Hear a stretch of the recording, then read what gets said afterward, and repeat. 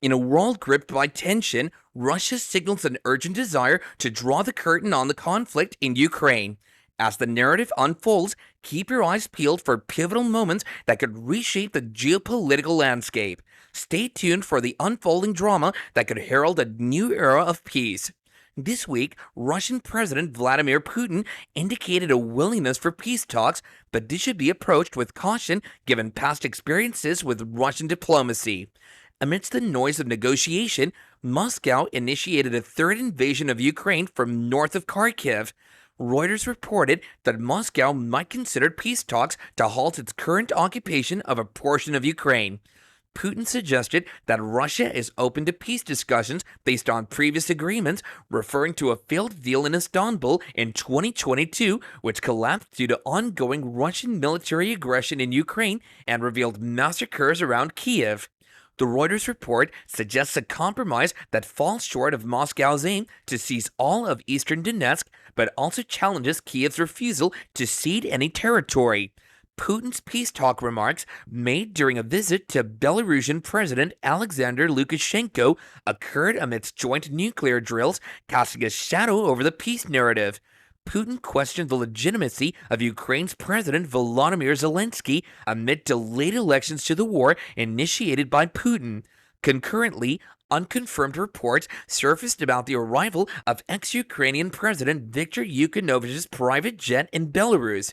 Yanukovych, a pro-Russian figure who fled Ukraine in 2014 following violent protests, sparked speculation about Moscow's potential plan to reinstate a proxy in Ukraine.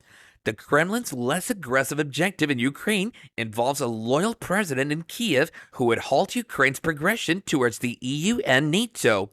This idea, discussed during the failed Istanbul talks, now seeks to require a Russian occupying force due to the population's anger at the Kremlin's harsh actions. The question arises, why discuss peace when Russia seems to be making significant progress on the front lines? The answer lies in the Kremlin's history of using diplomacy as a military strategy. It has previously discussed peace while simultaneously conducting military operations as seen in Syria in 2015 and during the assault on the Ukrainian town of Debaltseve. Significantly, Putin is sending messages to Western governments and the ongoing U.S. presidential election.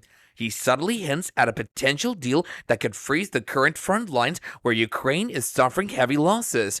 Despite the high cost and declining popularity of Western support for the war, the recent $61 billion approval by Congress provides some respite for electoral pressures for about a year. The Reuters report allows those in the West seeking an end to the war to believe that the Kremlin to halt the conflict immediately.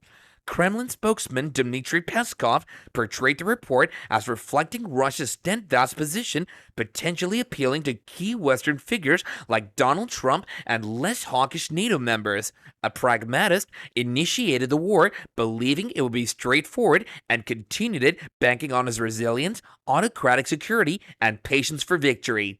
He now perceives a moment of electoral vulnerability in the US and other European states, responding with an ambiguous signal of potential diplomacy.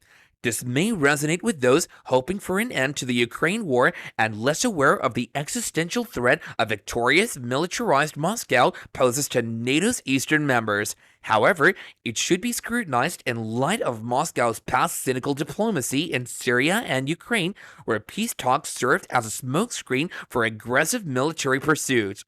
Become a part of our dynamic community by subscribing to our channel for the most recent news and engaging content. Don't forget to hit the subscribe button and activate notifications to keep up with all the action.